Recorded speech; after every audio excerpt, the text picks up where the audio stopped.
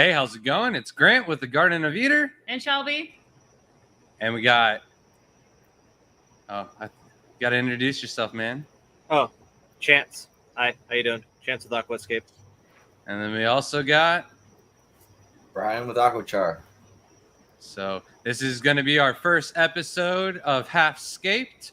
We're going to be doing an episode every single night.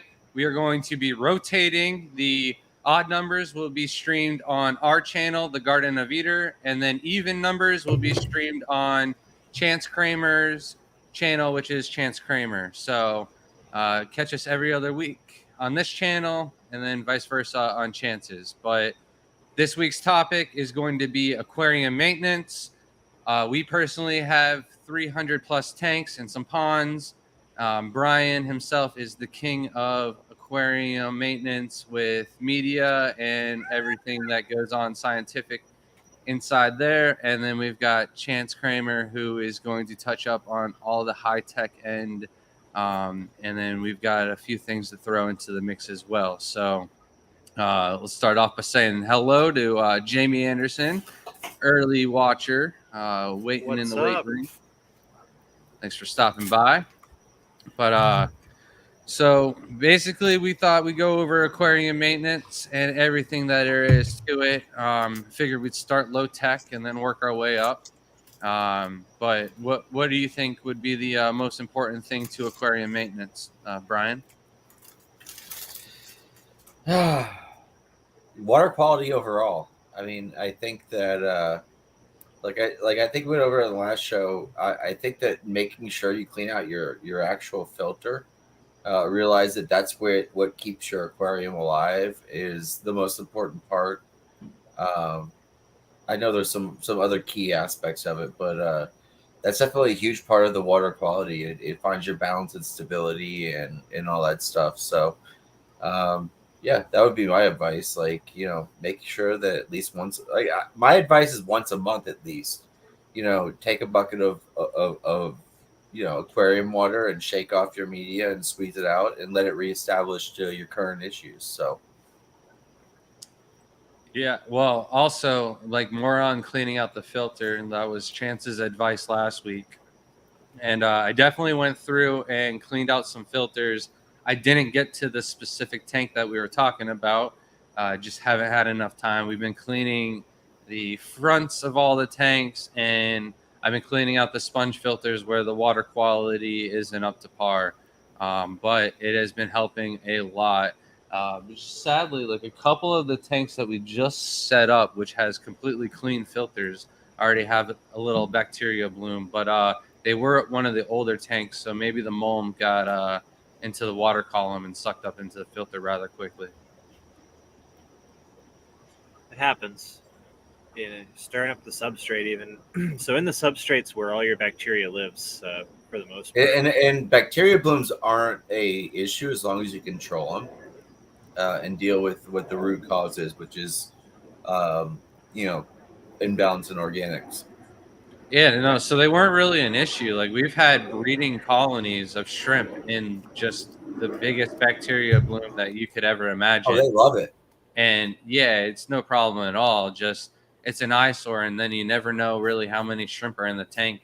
You can feed them, and a mass herd comes out, but you can't see, full visibility of the tank.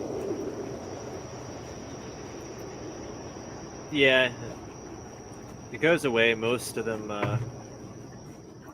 most bacterial blooms go. Yes, much more rested today. Still a little tired. She's lying. She didn't get any rest. She wanted to go to sleep. Are you supposed to fake it till you make it, Grant? No, she's lying to you. She's just more excited to get to the stream, and then I don't know if she's going to stay with us the entire time. She said she wanted to get some things done. We've got a big weekend, and trying to make sure the house is nice and clean for Jason to come by. And we got a couple other people that said they might want to stop by the house as well. LRB said he might swing down to visit the club meeting, so maybe they might want to come check out the new rack. But I was very disappointed. He posted a video saying it's the best time of the year because Petco is having their 50% off on their tank sale, and our Petco only had one 10-gallon tank. And I got a feeling like somebody in the area has been really upset that they couldn't get 10-gallon tanks on sale because we've been buying them. Like, we'll call the like 12 o'clock after we know the truck has been able to go through and see if they have more tanks. And if they do, we go pick them up after we get the kids from school. So they probably were like, first day, got to get there early, got to get as many tanks as we can. I know there's somebody else local that was like, man, Kevin and Tony from the club. They're like, man, if we need 10-gallon tanks, we're going to have to go a few counties over. So very disappointed. I was hoping to get at least 9 out of our local one, but there is 2 Petcos within 15 minutes of one another, but it's a 45-minute drive. But they were pretty packed last time, so I'm hoping they're nice stock. We need another 106 tanks to finish out our next projects. Respect. Hey, Lefty. How's it going, man? I'm gonna answer the question. Oh, well, so this is the Florida Scape team. We've been working together since 2019. We started in the aquatic experience, live fluvial contests, and we took People's Choice. And then from there, we just became really good friends, stayed in touch. We work really well with one another. A lot of people might clash heads and creativity and stuff like that, but we kind of know how to compromise, and we know each other's strengths, and we work on those, and we build really well off of one another. So we thought we'd put together some podcast like live streams out there and make it to where we could help people and try and build the aquascape hobby and the community, and try and get onto the other level where they are overseas, and definitely build up the hobby for the United States.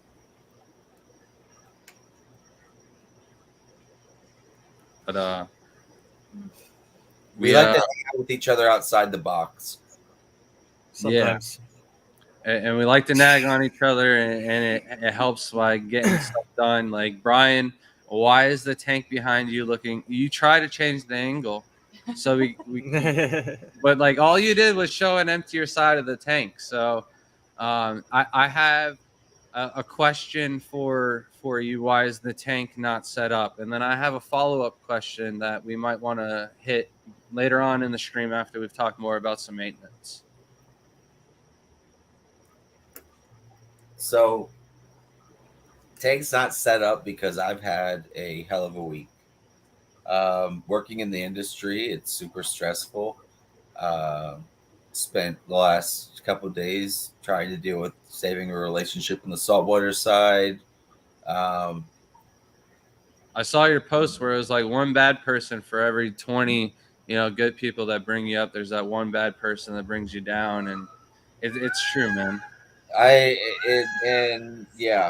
love the actually a reference towards me that they wanted to be the one bad person that brought my 20 good people down. So I had my integrity in question and stuff like that, actually, because of my experience with the shrimp side with the sponge filters. I showed somebody an attachment that I bought from Chaz a couple, like in 2020. That was the inspiration for something that he built. So it ended up messing up with some relationships, and it's a long couple of days. And then I ended up getting sick, and then making some aquachar take some time. Just it's been hard to break away, but I did get the rocks pressure washed. I added. Oh, that's progress, though. Yeah, I added in the back of here. I have some bacteria to jumpstart the substrate that I ground up from Holland, and then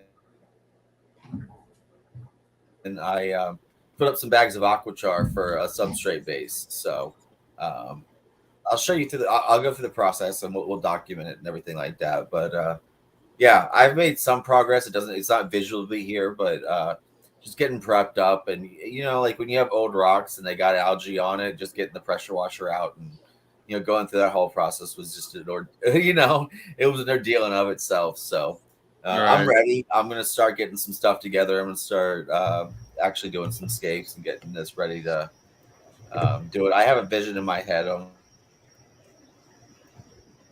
what I want to do. I definitely want to a little bit, but yeah, I'll start making some progress and get it filled with water. So now I'm going to take the question out of Chance's mouth before you can ask it. Are you going to use any Amuric acid on the rocks? I've been thinking about it. I have a gallon like right next to me, so I might have to do that. I got a few jugs left over from when back when I used to clean pools, and yeah, I was trying to do it for Jaden's experiment, but Shelby's mother instinct jumped in and was like, maybe we should use vinegar working with the kids. So I was like, yeah, you're probably better off. I just wanted to give them that really cool reaction, but Jaden's been really hands-on. We went to Home Depot to get Shelby some plants for Mother's Day, and the cashier was like, hey, you want this little kit real quick to build for your mom? And it was a little flower box, and I helped Layla hammer in hers, but Jaden did all on his own. So he's been real hands-on lately. Nice. So it's always good when the kids start to get involved and become more helpful. Right. And then how about you, Chance? Any updates on the greenhouse and the immersed bins? Are they cooking? How's it going? Yeah, everything's doing really well. Today I propped out a bunch of Ramosior, Florida, and Kramer into their secondary bins. So I've got almost 3 bins of each of those. I propped out some Tonia, propped out some more Osceotus. I split up a bunch of Crips today. Friday, I have a huge order going out of my more rare Cryptoquarian, so I'm going to use that time to split up those bins and make more bins, basically, as I'm gathering that lady's order up. So that'll be nice. It's always like a task when you have the Crips the way I do them, because I got like an import last year of a bunch of different Crips, and I put them all in the same bin like an idiot because I didn't have space to separate them out and give each species their own bin. So now all of the Crips have kind of like grown into each other. I've got them labeled and tagged and such, but now I have to go through the process of cutting them out and digging them out and actually putting them in their own bins and stuff now that I have the space. So I hope to do that Saturday. There's like 11 species. And you're really good at identifying them and telling them from apart. Well, I have them that are like, oh, okay. Yeah, no, I have them labeled and I know what they look like for the most part. So there's a couple that I'll have to message 1 or 2 people on, but it won't be a big deal. Right. I'm hoping I got this cool hydro table from Mark that he has here that I'm just going to go ahead and use. I'm going to put the clay Leica balls in it. I tore out the downspout pipe because usually this thing would be used for fragging coral or whatever. I was originally going to use it to submerge aquatics and convert them all, but I got a better idea. I'm going to turn the damn thing into a big hydroponic ebb and flow like bog style table where I'm going to grow some the grow bed outside. Basically, yeah, I'm going to grow some monster swords and some monster. You gonna do a belt siphon on it? It's already got a down pipe. It's already got a downspout on it, and you can put a belt siphon over the top of that though. I'm going to put like a screen mesh and some soil over top of it. Yeah, I'm going to make it like straight up boggy. Nice. But I guess I could put in spots where I could flood it more and like elevate it and stuff like that even too. But yeah, I could like segment part of it off. And then Shelby, do you want to talk about the planting and stuff that you've done this week? What planting? Well, last night she planted up all the tissue culture cups that we had gotten from Aquamarine in Tennessee. Nice. Yeah, a lot of cups. You don't want to talk about it? What is there to talk about? I Well, planted them. Yeah, we got a bunch of down oil. So Oh, go ahead. So back to the bell siphon thing. So Chance, that might be a good option. You'll have to look it up on YouTube and stuff like that. Because if you're looking for like a bog type system, it kind of fills up and drains it, which is really good for your bacteria in organic breakdown. Because the filling up and draining it, basically like as the pump fills up the tub, and then it drops it down, and then it fills it up, drops down. So it helps with the aerobic and anaerobic bacteria and the organic breakdown for your plant. So look at the bell siphon stuff. It branches onto something cool. Because right now it's just a continuous system. It'd be easy to integrate it into it. You just put it right on top of the downspout. Okay. The issue with mine was I was going to do it in my grow bed, but with the bulkhead and everything that I was going to use, I just didn't have enough height, and the bell siphon just it got interrupted too much. The taller it is, the better. Yeah, I know exactly what tank you're talking about. So I guarantee you'll look it up. And you'll be like, that's a perfect idea for what you want. I'm worried about height. You can I'm buy worried them. about height. I'm worried about height too. Then, because I don't have. It's only like. I know, but I tried to right. make my own, and then I just kind of gave up on it. So you can buy them, and they'll work. I ran a similar system.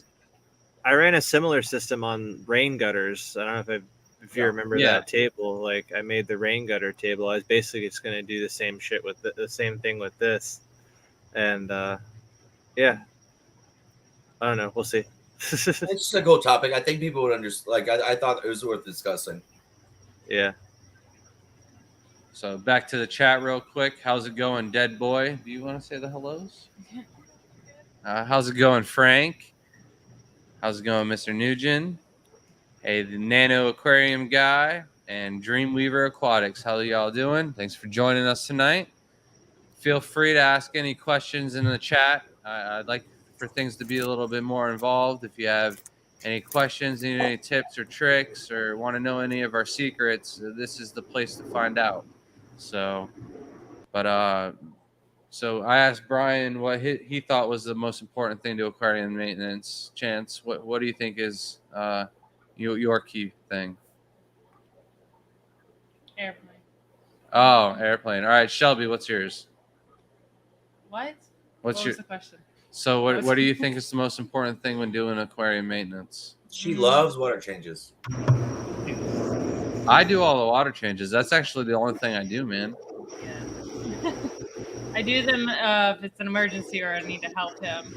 I think the most important is getting it before you have to maintenance it all the time. So I would say do not overfeed. That is the number one cause. I cannot tell you how many of my friends are like, I don't know what I did wrong. There's like the whole water is all murky and the fish is not doing well. And I'm like, well, how much are you feeding?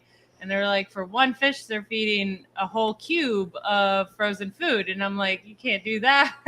But 3 square meals a day. Yeah. Yeah. It's, that's like the biggest flaw that everyone has. It creates a lot of issues, especially for feeding live food. But then you're going to have to maintenance a lot more if you have fish and you overfeed. So she hit us with the prevention over taking care of stuff. So, of course, I always believe you set everything up the right way, and it causes a lot less issues down the road. So, continuing on with that method and continuing with the right methods, you will have a lot less work to do. So, Chance, back to you now that the airplane's gone. There'll be another one in a minute. For me, a lot of people you'll hear on the forums and stuff like that, you can water change yourself out of pretty much any situation. To build off of what Brian was saying, water chemistry is huge. And then to build more off of what we spoke of last week, filter maintenance is probably the biggest thing. It's something that I myself early on slacked on a lot and then completely did a 180 on. a little bit later on and noticed the difference so drastically. It was insane. Keeping a clean filter really allows the actual water column to stay clean. See, I told you there's another airplane. I'm Yeah. like 15 miles from the airport too. It's ridiculous. So definitely with the filters, I was just so worried about touching anything in the shrimp tanks, and I'm a firm believer if it's not broken, don't try to fix it. And I don't have any complaints about any of those specific tanks with breeding. Like usually my dirtiest tanks are some of my best breeders. Also, like what Shelby said, we're also like way overfeeding some of those heavily populated tanks too. And I understand how it's all going back into the filter and stuff too, but I was always under the impression that you touch the filter and you could cause some type of bacterial infection or something like that. But I think that just brings it back to like the days when I was first starting shrimping, and I was trying to do that with probably newer shrimp that might have been imports. Probably not, the smartest thing to do, but with my shrimp, they're so hardy, the colonies are so stable. The tanks have actually been doing a lot better than the ones that we cleaned out the filters. So I definitely recommend that to people. And I definitely don't want to touch the substrate though. Don't gravel vac, and that's definitely going to suck up a lot of babies in shrimp tanks. But if we're just doing it with planted tanks and stuff like that, we graveled up one of our Sulu SA old tanks, and Shelby's got I got some mollies in there. I wanted those. She didn't. She thinks they're hideous. They're the yellow half front, black in the back. I can't remember what they were called exactly, but she was not a fan. I'm like, I like them. They got some color to them. I think they would look really nice outside, but we had to go through in there and deep substrate clean out, and that's actually helped remove a lot of the waste out of the column. And I've noticed a little less algae in it.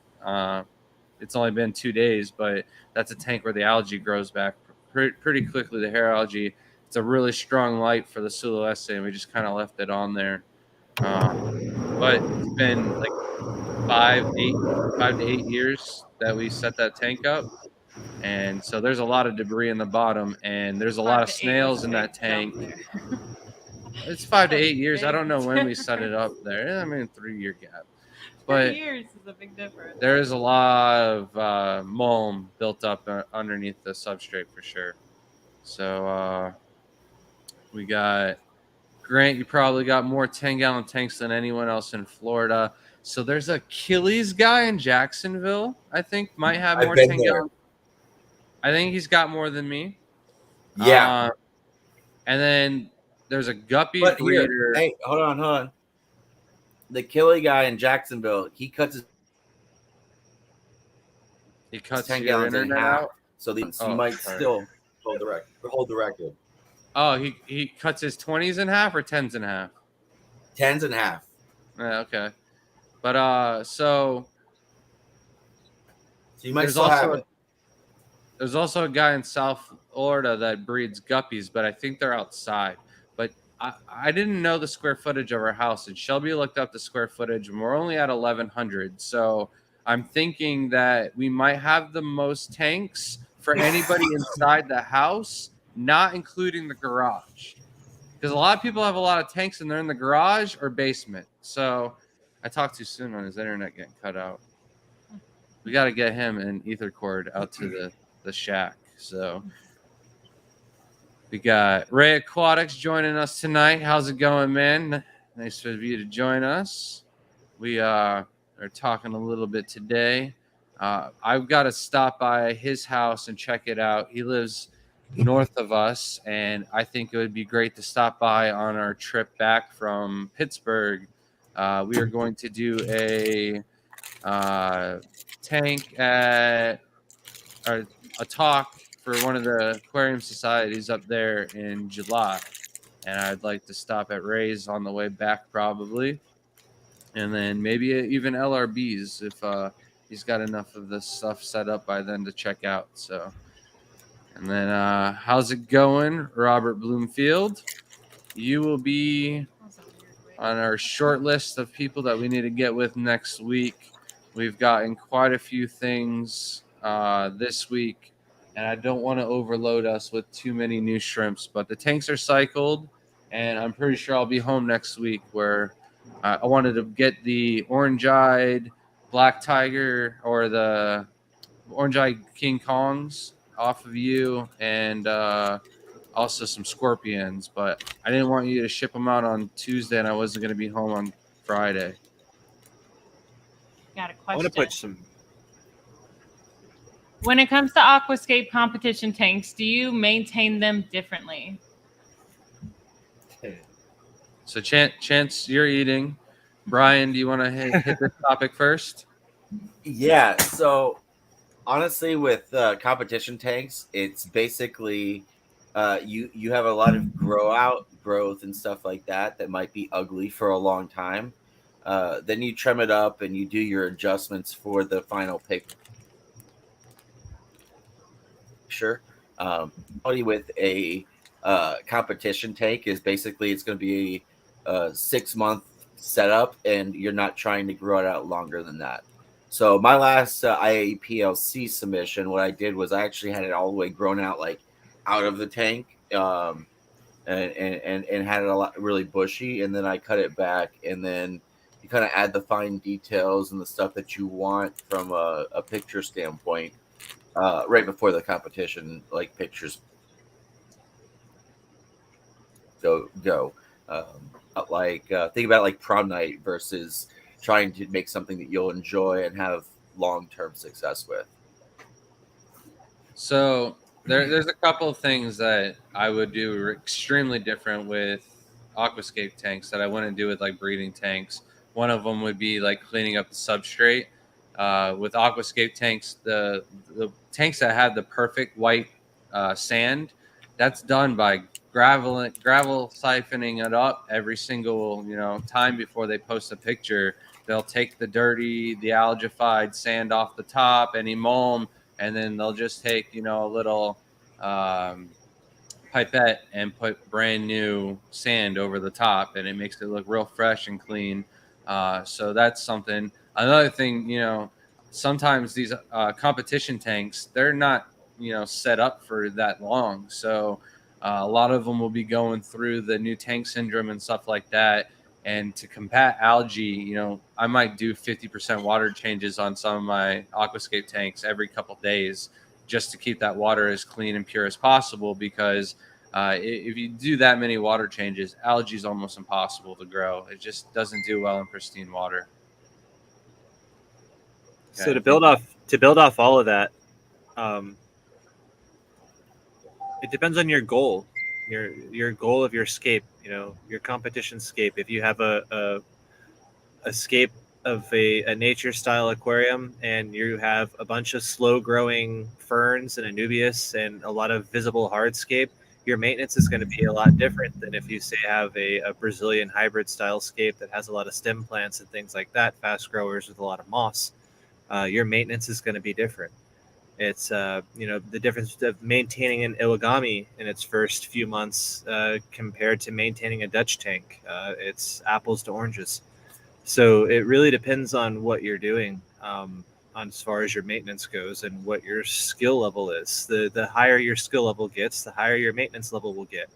That's just the way it is. It doesn't get lax or less. It doesn't get any easier, I guess I should say. The better you get at doing things, or the more intricate you start building your scapes, or the better Dutches you start making, your maintenance is still there. Your maintenance is still maintenance, and your maintenance is still going to show through in that final picture and in that work. The large Dutch tanks that you see, those are manicured every day. The German Dutch tanks that you see on the internet, those guys are in their tanks every day, doing something, finding something to do. Right. One of the best U.S. Dutch artists right now, Raj, like one of my best friend in this whole aquarium industry, one of the largest plant gurus that I still refer to and question a lot. He was in his tank every single day, doing something, either trimming this, trimming that, water change this, scrubbing this, doing something every day. Right. It becomes like how the yogics or yogis, meditate every day. This is your meditation. If you want to take it seriously and you want to step into competition aquascaping and get something good, you got to make it what you want it. You got to make it part of your life. Yeah, and it can definitely be a stress reliever, but things can go south real quickly, and that can be, you Well, what is south? Well, what is south? Again, it's all about your goal. Oh, What is south? I'll If you let it go south, Time that's is everything. if you let it go go to south, part of the you- hardscape and it collapses, and then you can never make it again. The same. So way I got, you had it, I got Little- the best thing for everybody to do right now. Take out your cell phones. I'm going to show you the number one cause of failure in an aquascape. The number one cause of failure in an aquascape. If you take out your cell phones, you turn your camera on and you turn it on selfie mode, I knew and it. you just stare at it, because that's the number one cause for why an aquascape fails. Either poor planning on your behalf, poor maintenance on your behalf, poor planting on your behalf. All of it comes back to you. It has nothing to do with, this algae randomly appeared. No, sorry, man. The algae ghost didn't pop by and drop some stuff in your tank. That's not how it works. Either you slacked off on maintenance, or you bought plants from a shady source, or whatever. You made a mistake somewhere down the line. And all these mistakes you either learn from them and don't repeat them later on and have more successful tanks as you go, or you just keep repeating mistakes. And that's cool too. Again, it goes back to what your goal is. If you enjoy the cycle of continuously learning the same thing over and over again, stay at it. That's you. A lot of it comes from misplanning. Like a lot of times when I get people that have allergy issues and stuff like that, it's lack of water changes. This person told me that I could run it and just have plants and never have any allergy issues. Well, I could just top it filter. off. You got to establish a really well planted tank before you can rely on the plants to do enough maintenance that a filter gets taken care of. Most lakes aren't even at that point yet. Right. Yeah. Oh, you go to like some of the golf courses and stuff like that. The ones with stagnant ponds are always the ones with the most algae and stuff like that. And one of the nicer courses that we went to today, they're actually shutting down for a year and a half to renovate everything. But the water features and everything like that are really nice there because they got aerators going in the middle of them and stuff like that. So there's like literally no algae growing on the sides, where a lot of golf courses have a big issue with algae because there's so much fertilizer that gets dumped into the water. Oh, yeah. I also think that's like by me with the sugarcane farmers. So they use loads of phosphates for farming sugarcane, and all the native plants. Most native plants can only tolerate upwards of like 16 ppm of phosphate. They're dumping like an excess of like 45 to 50 ppm on the sugarcane and the leach water and stuff like that. If you go check the canals out west of me, for plants, you won't find any natives. You won't find anything. Like it's insane. It's just completely no bacopa, no nothing, man. All death. Like it's just there's so much fertilizer in the water. Like if you test it, it's just The peacock just said, "Yeah." Yeah. My peacocks hate them. I swear. How's it going, Chad? And What's up? then how's it going, Crip Keeper? You brought up an important feature. Why aren't our names underneath everything? Like, why isn't that here tonight?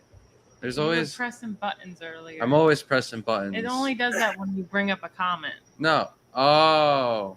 Okay. Hey, look at that. Go back to that. Watch what I. Oh, I Guy in lower right window. I said that. I Chart. commented and I was like, why does he keep saying that?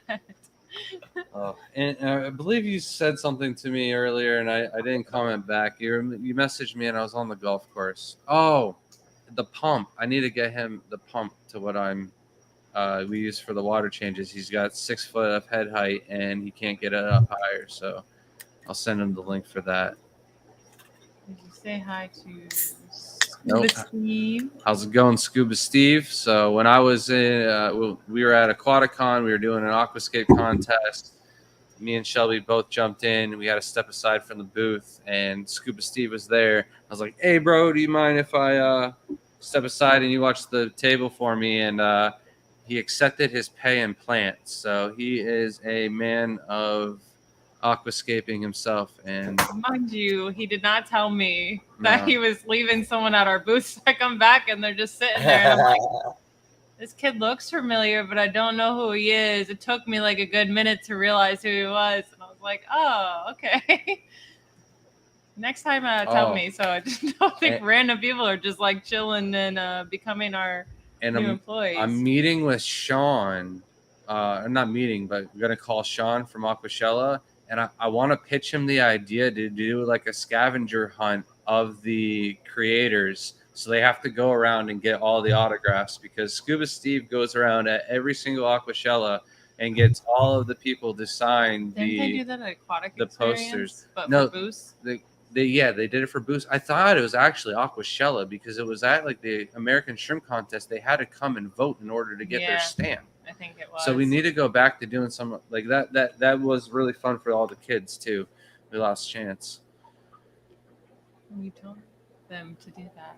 No. Hey, Gary. How's it going, man? And Misfit Reptiles and Aquatics. Hello. How's it going? Did you say hi to them? I didn't even see them coming. I don't. Hey, Jeffrey.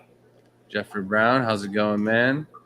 Got any? I see he's setting up some nice tanks, some big tanks. You need any questions on some plants or something like that? Now's your time to let them rip. Thank you, Crip Keeper. Appreciate it. Oh, and we get down to the question that we need Chance back for. What is it? What are your opinions on CO2? Oh, wait, you needed it's a that. shrimp Sorry. question, I didn't so, read the yeah. whole thing. I just read CO2 and stopped Oh, because man. I hate CO2. Go ahead, Josh. So I've been having quite a few people Go approach Josh. me, It's easy. and they're wanting to do really nice planet tanks with CO2, and then they want to throw like blue bolts or something in there. And I just, I make a living off of selling shrimp, but I got to give everybody I care about the shrimp more than I care about making a sale. So I'll let them know, hey, I honestly think it's like a 50-50 shot with keeping the shrimp with CO2. You have a way better shot with using Neos than you do Caridina, but there's somebody out there who I was talking to recently, and they said they did some research, and it was to battle the pH swings and stuff like that, you got to dose KH in the tank. So I don't know if that's the best route to go, but then you definitely can't keep Caridina in the tank. That would be for Neos only. But it's like a 50-50 shot. But at the same time, I think it's like a ticking time bomb. There's nobody that really has shrimp breeding for that long in CO2 injected tanks. Eventually something happens and they get gassed out or they all die off. So I don't recommend it. But Chance, let's hear it. So again, that phone I was telling you guys about, when you want to see like why things don't work. So I know loads of people who successfully breed like lots of Neos in CO2 environments, but as far as the Caridinas, I wouldn't do it. They're just too sensitive. I mean, maybe like Tangerine Tigers. I think I know a couple people who gas Tangerine Tigers. I recommended Yellow King Kongs because if you're going to do Caridina, you insist on doing that. Yellow King Kongs are like as hardy as they come next to Tangerine Tigers. Yeah, so I mean, maybe some of the more hard, maybe I don't like dealing in absolutes.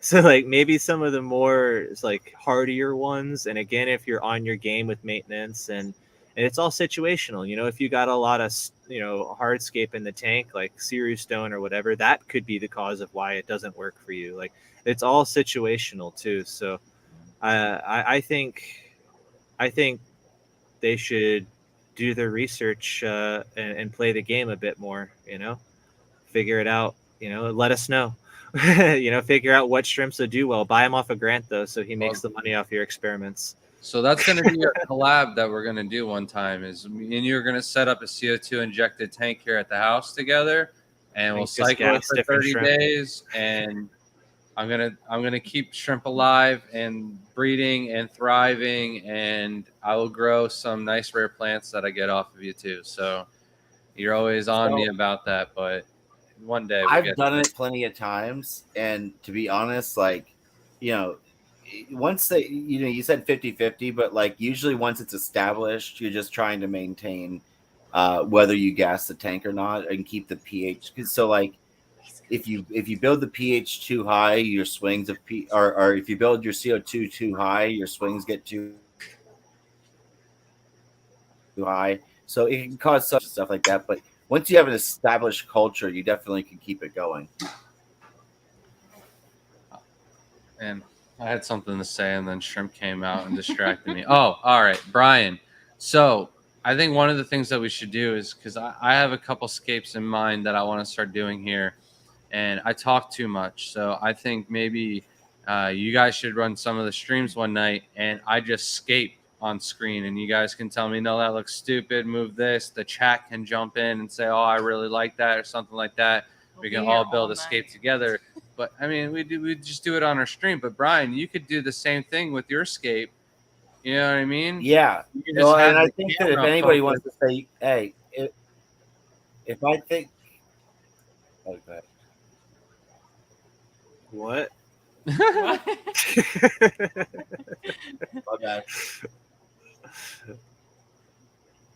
Froze up. Oh. No, you're good on this end. You Yeah. keep talking, man. You're the star of the show. Just run with it. You're on. Yeah, I'm fine with doing that one night. I was gonna say if anybody wants got to 20 say it minutes, looks bro. stupid, Run it right probably now. Shelby. What's that? I'm sorry. Said if anybody wants to sit there and out of any of us to sit there and tell you you look stupid, it's probably Shelby. Oh no. Well, some of the scaping and stuff like that. I got a tendency of putting too much in the tank. So, you know, you can be like, Grant, I think you that don't need that there. And I'll be like, all right. I'll That's probably actually- put it in afterwards. I'll agree. though. I think that's I think that that's a fun thing about our group is because it's not a natural mentality. All right, golf courses. We had 4 inches of snow yesterday. You won't find me around snow. I actually, when clubs ask me to come do talks, I will not go in any fall or winter months. And if it's a bad northern state and it's still spring, I'm probably going to wait it out. I'll go if your state has legal cannabis. No, it's not going to keep you warm enough. I'll still go. You got to hear this too. I'll visit I snow. hate hearing that I've got CO2 in my Carradina tank. I mean, I don't hate it. If you got it, go for it. It's just, it's another thing that I don't add to my tanks because it's not a necessity, and I don't really grow any crazy plants. So Again, it's what is your goal? That's the my answer. If your goal is to grow crazy plants and you need CO2, I have that goal. It's sidetracked with a lot of not other you, stuff. not you. No, I'm saying in general. I'm just saying in general. Like for You should everything- focus on for one or everybody. the other. You shouldn't dedicate your tank to either plants or shrimp. And then or let the other make your thing- goal the to have backtrack. rare plants that need CO2 with rare shrimp, and figure it out and let everybody know. Yeah. Yeah, figure it out. It's just gonna be outside. How's it going, Geek Boy? And then we Hello. got J. Oliver Guppies. Nice of you to join us, man. How you doing? Everything is doing well. It'd be a lot better though if Petco had more tanks. Oh. Definitely no CO2 with Carradinas, says Robert Blumfield. If you do it, it has to be slow to avoid the pH swing. Yeah, So what I was thinking with that, I'm sorry, the airplane, Robert. I did a 24-hour CO2 tank, basically continuous CO2 injection at a very, very low rate. and it worked. It worked for the plants, but I didn't put any fauna in there. I didn't put any shrimp or fish in there until later. I put some rasboras and some rainbow fish in there. They lived, no gassing. Like they were good with whatever was going on. pH stayed pretty stable. I think that would be the way you would have to do it if you were to do it, though. It would be like a 24-hour low dose gassing. So I think you're right, though, as far as the slow, but like take the S off and just make it low, like a low CO2, medium light or low light CO2 situation with Caridina might be possible. All right, so Chance, here's my plan of action for a while. All right, I want to set up that fluval tank that we scaped in Orlando. I want to set it up really nice with CO2 and run it, let it grow out for a while, and maybe I'll try some shrimp in it. But like, say I want to switch it over and do Caridina after I've done Neos for a while, and I want to turn off the CO2. But all my plants are growing lush, nice, thick, doing all right, and I'm just going to slowly dial down the CO2. Eventually, what's going to happen to all the plants? So you're going to experience Lieberg's law in full effect. You're basically taking away a limiting factor to your plants. So you have CO2, light, and temperature. You are taking CO2 out of the equation or lowering it and keeping the light the same or keeping other aspects the same. You're leaving a lot of windows open for imbalances as far as CO2 imbalancement. First thing you're going to start to see is stunted growth in your plants. Your plants will be the first to tell you, hey, wait a minute. So you'll see smaller leaves, maybe even some plants not growing new leaves. Then you'll start to see the algae creep in, especially if you leave your light in the same intensity. Maybe take a little bit for the algae if you really get it like super bushy, but it'll come in eventually. Then you'll start to notice all the lower leaves of your plants fall off because the plant's basically saying, crap, I need to stretch. I need to save all my nutrients to push myself up to get above the water line to get back to CO2. So they're going to try to grow up towards that light to get past that surface level to get to ambient air to get CO2. So they're going to start dropping their lower leaves to push up higher. So the nutrient doesn't stop at this leaf or this leaf or this leaf. It keeps pushing up. Right. So that's how the plants will get leggy like that in non-CO2 injected environments. When they get all bushy, you'll start to see everything get leggy and then they'll take off. That'll be like the third step of it. And then after that, once they get immerse growth going, once they start to break your water level, just about everything growth-wise below the surface, apart from your non-CO2 demanding plants, and maybe a few like, hey, wow, look at that thing's actually doing all right. A lot of your crips will be fine if you have them in there. People think they need CO2, but you can grow just about any crip in the world without CO2. Yeah, they're growing in my Neo tanks without anything. Yeah, any of them will grow just fine without CO2. They're easier with it, but yeah.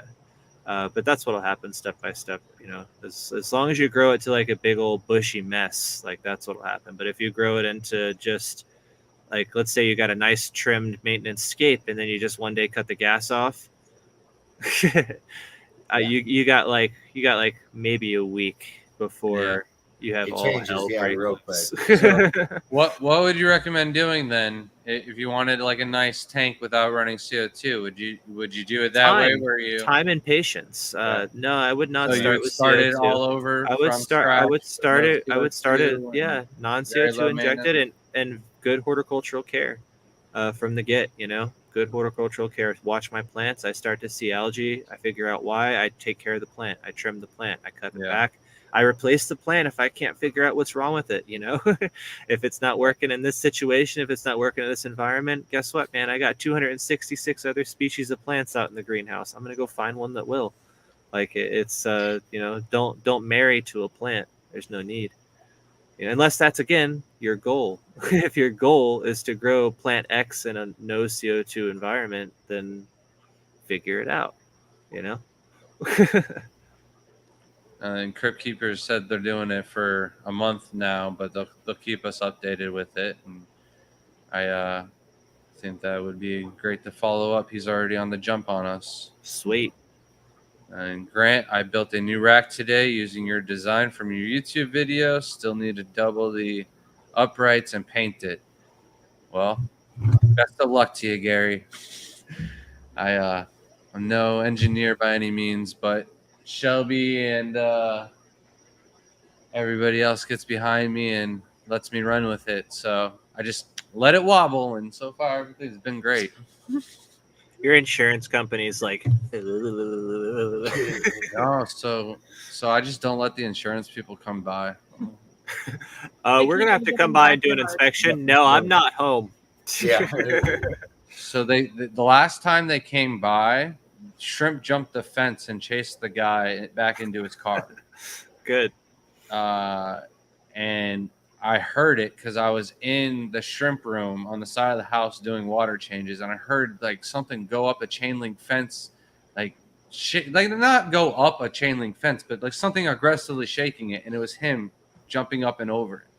So, and then the next thing I heard was somebody go, "Oh," and then I run outside to go figure out. I thought maybe my next door neighbor had provoked Shrimp, but no, it was some guy checking out our insurance property. It was right after Hurricane Irma, so I think they only come out after big, events and stuff like that to check for damages. But yeah, no, they're probably gonna send a drone next time.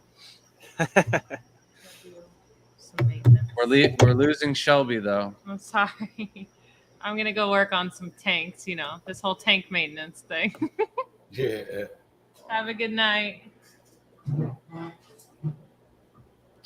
Oh, down and out one team member, but oh man, it is getting to the hour mark, but we still got 10 minutes here going strong. But I am about to build another rack just like the one we did in Layla's room, but it's going to be two of them back to back where the filters are going to be basically an inch of one another, and it's going to be 90 tanks, and instead of 4 rows, it's going to be 5 rows. So it's going to be 10 rows, basically 9 tanks across for 90 tanks. And I'm building that. I'm starting that next Monday. And a bunk bed, right? How do you know about the bunk bed?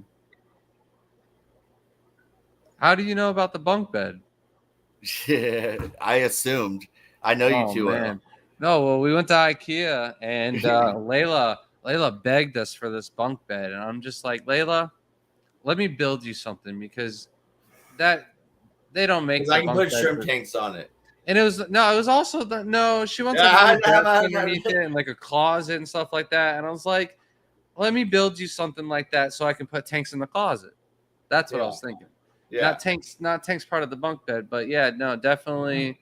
I was thinking dart frogs in her closet. She's about it. So, or chameleons, but hey, yeah, no. So, man, we were just talking about building a bunk bed after we build the next tank stand. So I was like, man, how do you know about this, Brian? Yeah, I know you too well. We're like the same. Gary says he did all the work outside. I'm wiped out. It's hot out, man. I walked out of the Thai food restaurant today and had a little episode. It was brutally hot today, and not even like today. Today was a great day. I mean, it was a little bit nipply out in the morning, but it warmed up. I mean, you get going on that golf cart, and it's just like kind of cold. But my buddy calls me a wimp for it. It's just. I was gonna say, man, today was nice. I've never lived perfect today above this latitude. I worked out in the greenhouse today until like noon before I started to sweat. I was like, damn. Usually it's like 9 o'clock and I'm sweating. But if you're like right in the direct sun, though, it got pretty hot today after like 1 o'clock. I usually call it quits around then. Yeah, I try to be done with all my greenhouse work by like 11 o'clock. I start doing the terrestrial plant work outside of the greenhouses around like 1. Mess with the philodendron and stuff. I was talking to a buddy today that's in Iowa, and he's like, it's 85 degrees and hot as balls out here, and I'm like, it's 74 here right now. So I think this was something that Chance should address is the Crip Melt. Any changes, and they try to melt a little. Major changes to CO2 and moving location within the tank or immersed to submerged growing. I know you had a little spiel on the Crip melting. You want to give that another go? Yeah, just leave them be. Reason why the Crips are going to melt is you keep moving them around typically. I mean, they'll really come back from just about anything. They're really hardy plants. Even the more sensitive species, if they're not meant to be grown submerged, yeah, they'll melt off. They'll melt off. But now they're pretty hardy. The Crip Melt thing too. The leaves only melt off if they're damaged, number one. So if they start to get damaged either by algae or water quality or physical damage or anything like that, then they'll start to melt off as like a defense mechanism for the Crips. But Crips actually close their stomas because they're tidal plants, especially Wendtii. Wendtii is a total tidal plant. So like if you go anywhere you see Wendtii growing, it's always in banks of rivers where the water's constantly going like this. They'll spend like 6 to 8 months underwater, and then they'll spend 4 months out of water. And they don't have dieback when that happens. They just open their stomas up and then grow, and close their stomas and grow. That's how they get I can't show you on the screen, but you'll get clumps of Wendtii that are like just massive, like 3 feet by 3 feet, and it's just one continuous rhizome under the ground of a Crip, of that single Crip. So the melt really comes from us trying to either move them around or poor water quality, stuff like that. So if you're having a melt and you haven't touched the Crip, you haven't done anything, go back to water quality, go back to water chemistry, see what's going on, see where your swings are, and adjust it. And don't move the Crip, just leave it be. All right, another question for you, Chance. In a high-tech tank, is it better to do the water changes before or after the CO2 injection period? All right, yeah, so this is, I'll start with that first part of it. I mean, whatever works for you. Don't let your tank build your maintenance schedule. That's only going to make you not want to do maintenance more. As long as you do the maintenance, it doesn't matter. I mean, I personally haven't noticed a difference in either, and I've done them religiously one way and religiously the other way due to work and stuff like that. I've had to switch up my game a couple times on how I've done it, and I haven't noticed any problems. But I will say consistency matters. So like if you're going to choose, I'm going to do them after, then do them after. You don't want to if you're especially in the beginning stages, if you're doing water changes like every 48 hours or whatever, you don't want to do it like, I'm going to do a water change in the morning this morning, and then I'm going to wait 2.5 days and do it at night, and then in the morning and at night. Just stick to something, have some sort of routine and stability, more so for your own sanity to keep you on that level. Yeah, but routine is key, especially the more tanks you have. Don't make your maintenance routine harder than it has to be. And then the second part of your question, photoperiod, uninterrupted CO2. Oh yeah, I guess that was it. So yeah, no, it really doesn't matter, man, because when you're doing your water change, a lot of times, and what's really good for the plants too, and the Dutch scapers do it all the time, really dropping that water down, especially if you're just running a plant only tank, really dropping that water down and letting those plants get some ambient air, man, letting them get some actual atmospheric CO2 as you clean the glass or whatever, and then filling it back up. Like I was saying, the tidal situation that a lot of these plants are in, pretty much every plant we try to drown, its whole goal is to get the hell out of our tanks. So if you give it that opportunity, they're a lot happier. That's pretty much it. I agree with Chance. Crypt Keeper says about the issues with Crips. Yeah, they'll keep coming back. Like, yeah, as long as you don't touch it, you'll keep seeing sprigs of it coming back. I have a Tonkinesis kabute that I thought I had lost or whatever, just popped back up in one of my Vallisneria tanks that I have put all my Australian vowels in. I was like, oh, cool.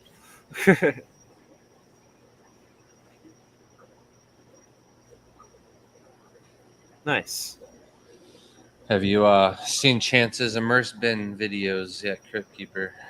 Curious. I need to do a whole video on the Crip house so I can. You got all your crypts in one greenhouse? Yeah. That's nice. Yeah. Is there anything else in that greenhouse, or is it just the crypt house? I'm about to fix that. I have 2 species of Echinodoris in there that I'm moving out. Are you ever worried about the bloods coming in and taking over territory? I do, but I've got the Latin Kings Still as a barrier. I got Stage your ground Rotella. state. Rotella mexicana is actually in the house before them, so the war won't spill over from there. Yeah. All right, and then we got another question for you, Chance. See, Brian, that's what I'm saying. You need to start scaping a tank, or am I frozen? I feel like it's me. No, I don't Oh. know. No, I'm reading. But you need to start scaping a tank so people can get interactive with you. Or if anybody has any Aquachart questions, feel free to bring So- them up anytime. Crypt Keeper, what's your goal? So like, those are hang on the back filters and sponge filters. I mean, you can add CO2 to it with a diffuser and a power head, or you can do what Raj and I do, man. You just take the CO2 line and cram it into your power head, and the fan will chop up the That's bubbles. what I do. It's great. It works really well. Or if you want to get fancy, get a canister and a reactor. You know, a reactor has like a 99% dilution rate. It's a lot easier on your wallet when it comes to wasting gas. In-tank diffusers and using the power heads really blow through a lot of gas, and it's not as stable because you're really kicking a crap ton of gas in at once, and then you're all of a sudden cutting that gas off, and then you're kicking a crap ton of gas in at once, and then you're cutting it off. Whereas diffusers, they kick on, or reactors usually kick on about 2 hours beforehand at a very slow rate. So you're having a slow acclimation period. That's why they work with discus. They work with the more sensitive fish because it's a very slow bring down of the pH and slow introduction of CO2, and it holds that stage for a while. So if you're looking for something, I don't know what fauna you have or whatever, but if you're looking for something for more sensitive things, get a reactor and dial it in correctly. If you just want to give your plants a little bit of CO2, take the hose and jam it into a power head and blast them. It looks cool. It turns your tank into like a Sprite. And Chance, for somebody that passes as much gas as you, how often do you go to refill your CO2 tanks? Right now, I have 0 aquariums running with CO2. I only have non-CO2 injected aquariums right now. So right now, my gas bill is 0. So I saw a guy who he actually would go around and he was growing a lot of tanks like Grant has, and he had cups on each one of his tanks that he would just go fill up and let basically just trying to provide enough CO2 for the easy plants like these systems. But each day he had the consistency of filling the cup up with new CO2 with the line, and he'd walk around with a little cart. So yeah, it just depends on what you want to grow. Yeah, I mean, even so, to the Waltstead method we go. So Wait, no, answer my question before we get off topic. Before Oh. you skip that on the CO2, it's a question people ask all the time. I'm like, I don't use CO2. I don't know how often you're going to refill your tank. So I mean, I used to have like average. I used to have like 8 gassed tanks up, man. My gas bill was a lot. How often did you have to refill a tank? That's all I'm saying. 6 to 8 months on my 20-pound tank on a 75 gallon. So that's good. Yeah. But I have a 50-pound tank, and I have like 4 20s. So like I never really monitored any, Yeah, I usually had a rotation. How often were you filling that up though? The Yeah. 50-pound tank I'd fill up like every 6 months, but that was running 4 tanks. Yeah. You know? And then the 40-pound tank would be like every 3 to 4 It's one of months. those things like that was it's only more like a running one big tank. hiccup every 6 months.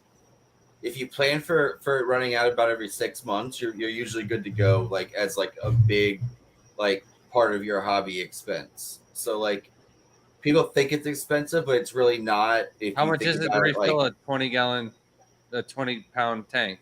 It depends on your state. So some states have like a hazardous gas disposal fee, which is stupid. I don't care about those states. We're in Florida. I know, but some of the viewers may.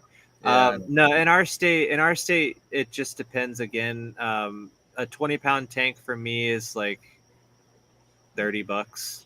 I think 36 or 35, something like Yeah, that. yeah. If they charge me the damn exchange rate of $6, it's usually like $36. Yeah. But I talked to my dude, and he doesn't do that anymore. But I was talking to people in somewhere up north. I don't know, remember where, either Jersey or New York or whatever.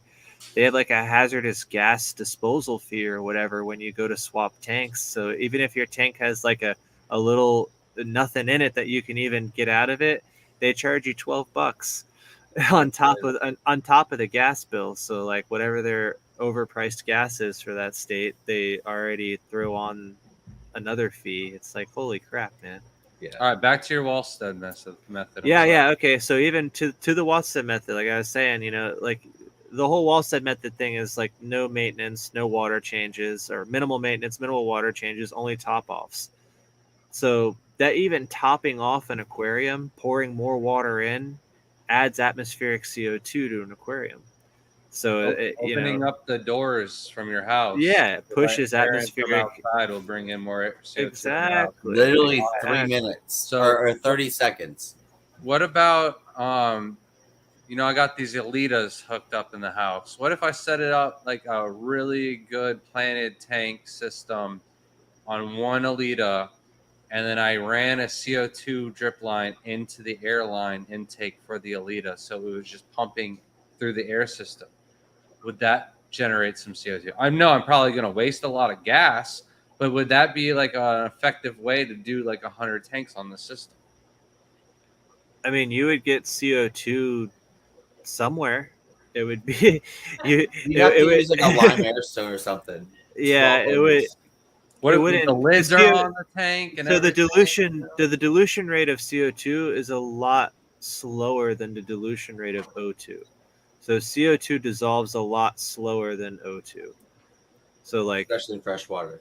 right. So a CO2 bubble would be like intact basically by the time it reaches the surface with zero dilution in a normal air filter or air sponge filter or whatever.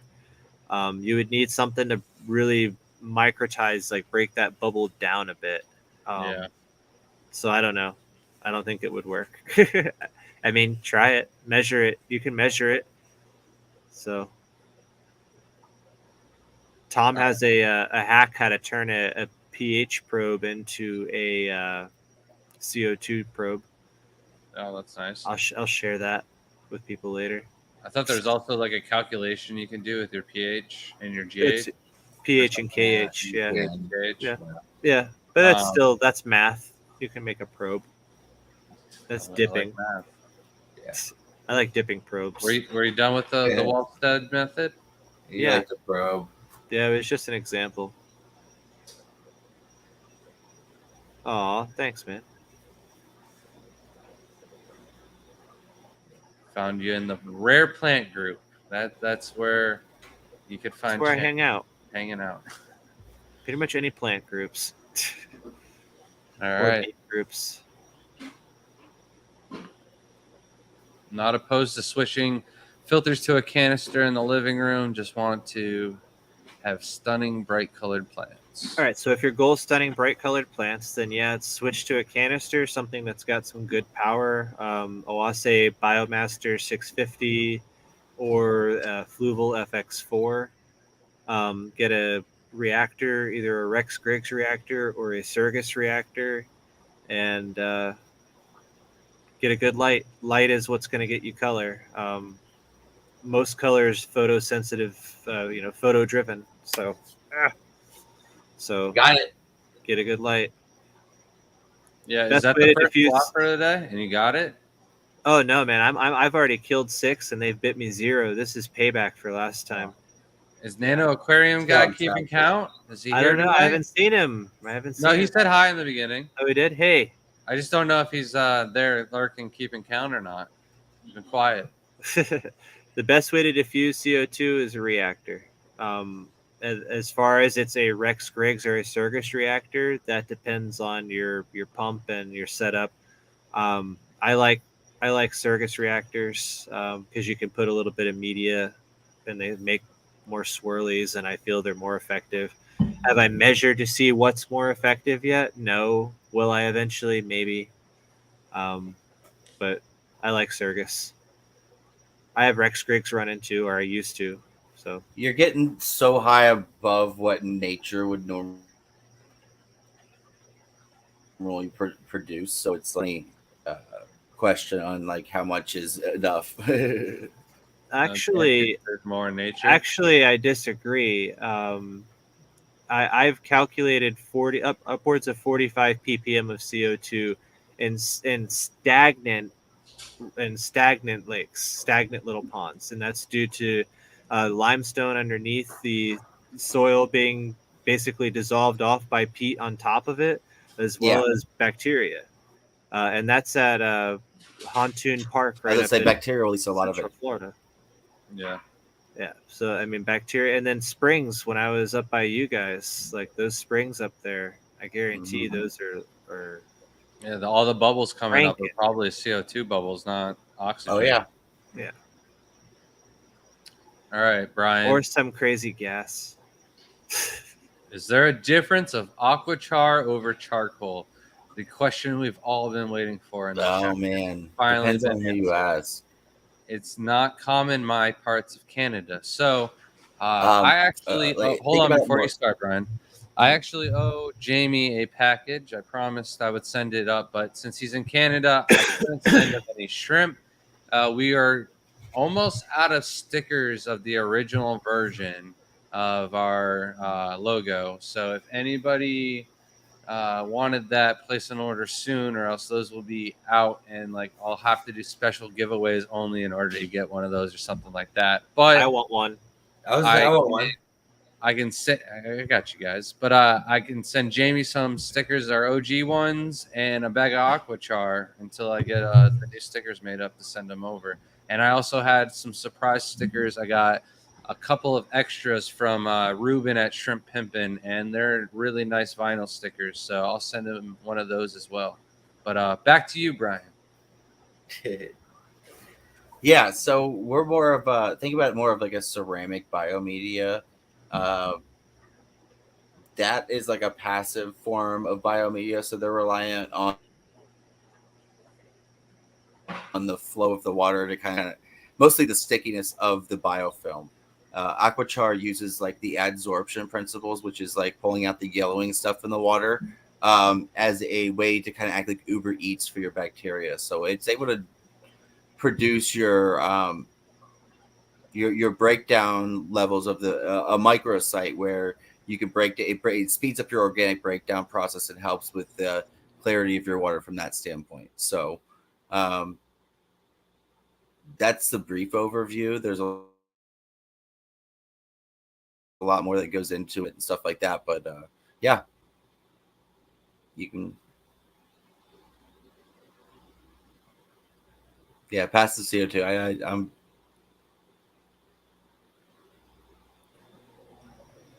I thought it was another Aquachar question, but went back to CO2. that's one. We're jumping around here.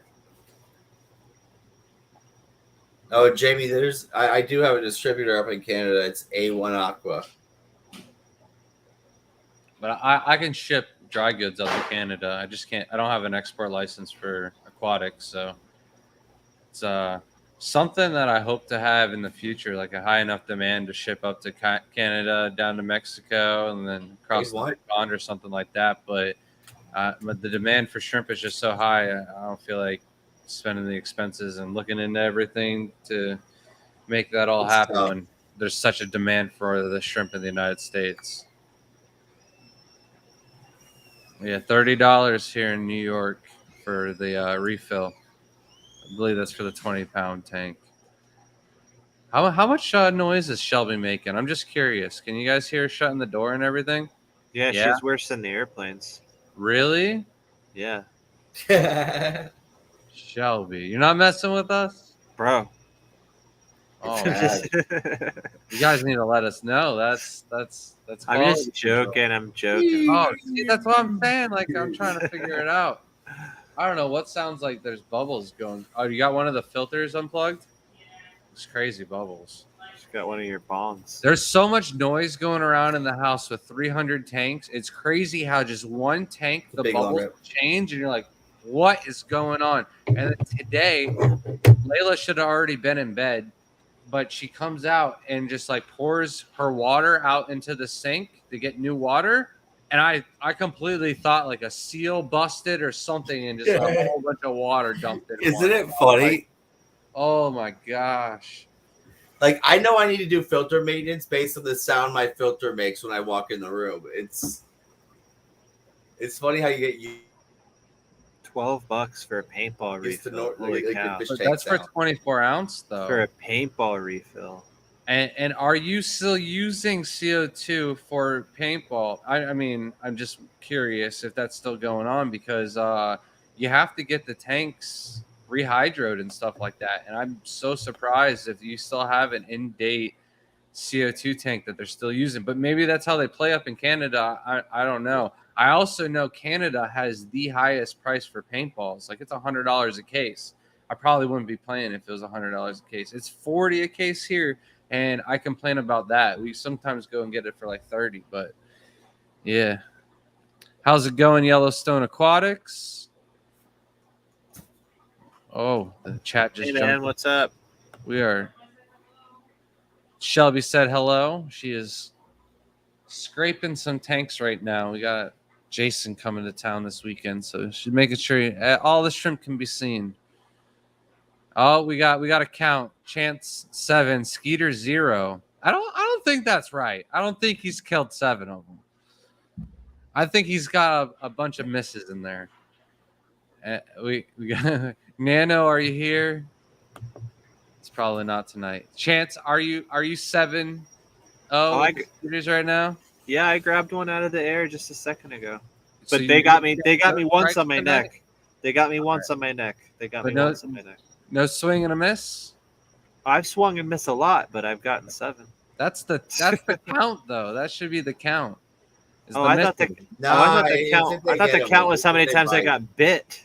Yeah. I don't know what we're counting. I wasn't They paying only attention to the count. I thought maybe it was like the claps. Nano, what were you They only counting? get a point if they We need the referee, and he's not here. Yeah, I got bit on my neck. I'm inside of a big screened room too. I can't believe. I guess I have like a breach somewhere. well, I'll light it on you. Yeah. too. Dark River came through for us. All right, you are now the new judge. If Nano isn't here, you get to say the rules. But I think it should be misses or bites for sure. But he's not 7-0, so we need a new official count. Also, slow night for the airport. I think it's only been 2 or 3. Yeah. Oh, that's right. I already sent stickers. You asked for stickers. I sent stickers. Well, I will send you some packs of Aquachar. And man, I wish you didn't get the sticker from Shrimp Pimpin', so I'll make sure you get that. Did I send? No, I didn't send that. I need to get some stickers. I gotta send some people some stickers. Awesome. You've been at 2 of the shows and you haven't grabbed any of my stickers yet, huh? No, I need to get some stickers for Aquascape. Oh, yeah. And then Brian has stickers, but he puts them on all the product and doesn't hand them out to anybody. What's the deal with that? I gotta take stickers off the product to get a sticker for the door. That's what I did. I'm not gonna lie. I went with the 6-inch wide stickers of my logo at first, so they weren't cheap. So I'm gonna get smaller ones. I'll give away. I want stickers that fit on the black strip of the Aqueon tanks. Yes. Because I have like nice Yeah. business card size and stickers, and those work because like we always run out of business cards. I'm like, I got a sticker that has everything you need to know on it. YouTube site, that's it. It's funny because like one time I put on my business card, I put my actual cell phone number, handed out like 5,000 over the first year. On the website, I have it linked to a Google Voice number. Nobody ever called me from my actual phone number. Every single business call I got was always my Google Voice number that they just went to the web. Mhm. And then Crip Keeper says, I'll be ordering very soon, looking at your blue Neos. I'm running low on a lot of shrimp right now. But blue Neos, I've got plenty. Even Shelby was like, oh, we're out of blue diamonds. I'm like, we got 7 more bins of blue diamonds. On to the next one, you know? So, and then blue dreams are just beasts. I've actually taken like some of the deepest, nicest, most vibrant blue. Like, I'm not talking like, oh, it's so deep, dark blue, it's black. I'm talking like it's actually like a nice blue. And I've thrown those in with the turtles. So you got to be careful siphoning up the waste from the turtles. But I figured they'd look really nice in there. And I'm sure the breed and the babies will run around. And I'll siphon some up. But it all goes back into the pool. So I'll have blue Neos in the pool eventually. So I got this bowl. Hold on, airplane. Oh, talk too soon.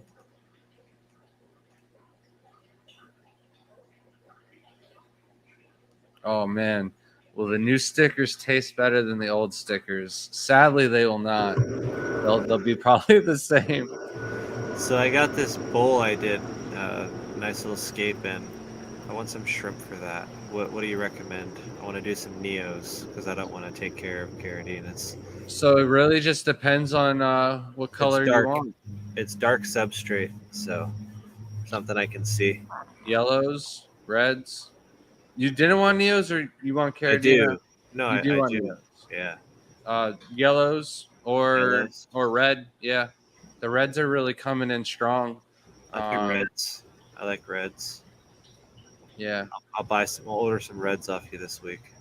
Actually, I'll after I trade you get for back. some red root floaters.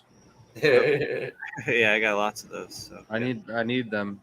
They all died off on me in the wintertime, and it's like the only thing that I feel like I'm really missing in the grow bed besides some like good Eros. So I'll take some of that too. I think I got a bid going on Jenny West's auction page for some Eros. I don't think I'm top bidder, but the auction don't end until tomorrow. I'm gonna swoop in there and get that. do it. Sniping. Yeah. So you got the OG stickers already. I forget who I send stuff to, and I'm horrible with names. So until like something clicks more than one time, like I just put together way too many names and faces and icons and stuff like that at just the last show at Aquaticon. But the more shows and the more we do this, so everything will go in. There's just so many people that I talk to. The guy's like, "Oh, remember this deal that we worked out?" I'm like, "It was a week ago. I've talked to way too many people since then." Copy it down and send it down. I'll remember. Oh man, the new stickers don't come with paint chips, so sadly no. Oh man, this chat just jumped on me. Now I know what it said when people are like, "Oh, the chat just jumped." I get it now. I see what's happening. I thought she went to bed. Oh, you thought Shelby went to bed? No. Don't let Matt know, but Shelby actually doesn't sleep very much at all. If any, she's a workaholic. She'll get it done. No, I'm just kidding. She sleeps. She loves her sleep. Get some PB blaster for the hinges. Yeah, he does need some PB blaster, Is it that bad? dude. The bubbles? No, the Man. hinges. The doors. crazy. You're slamming doors and just swinging them open and It's kind of distracting. but Jamie thought you went to bed, and I said, no, you don't sleep. You get the work done. But no, we're running out of time, and quite a few things have come up unexpectedly, and so I'm trying to get everything done. Water leaking is the worst sound to hear when you have tanks. Yeah. So, and the worst thing is the 190-gallon tank that we had set up. It was 4 o'clock in the morning, and it was just when Layla was getting old enough that she was using the bathroom by herself, and she's scared of bugs. And it's Florida, and she saw something, a little spider, and she wouldn't go into the bathroom anymore.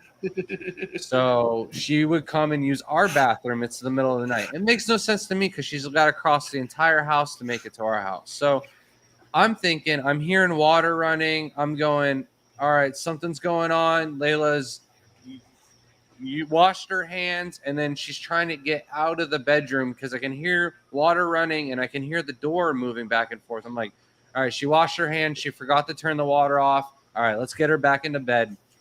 And I stepped out of bed into 2 inches of water.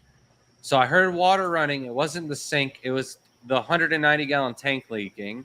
And the door was moving because there's so much water rushing underneath the door that the door was rocking back and forth. And yeah, I hustled, grabbed the trash can, threw it in the way of the link, grabbed all the hoses in the house, and just started siphoning as much water out of there. But PTSD from that for sure. Anytime I hear something like that in the middle of the night, I'm like, oh man, this is not good. And then it just ends up Shelby's using the bathroom or something like that now. But yeah, no, it's the worst sound. I agree. For me, it's overflowing tanks, overfilling tanks. That's what I do all the time. And I used to have tanks that over tanks. So like I would have like what you have, racks and shit. Yep. Stuff. And what happens is that tank will fill up this tank and then this tank and then I would have water out of every tank. I ran like SB reef lights and like really expensive like black box lights. So they'd fill up with water and still be on with water on the diodes. It's like, yeah. I fried too many lights like that. Yeah. So now I would never run a tank under a tank. On average, how often would you say you flood? Oh, bro, every water change. Every water change. Oh, I feel a lot better. I was for sure I flooded. I mean, how often do you do water changes though? Not every day. I run CO2 tanks, man. I do water changes like when I have tanks up like every other day. Yeah, but I got to be careful now. Like my tanks are all indoors now, so I actually knock on wood. I haven't flooded this tank rack yet. We're good. Yeah.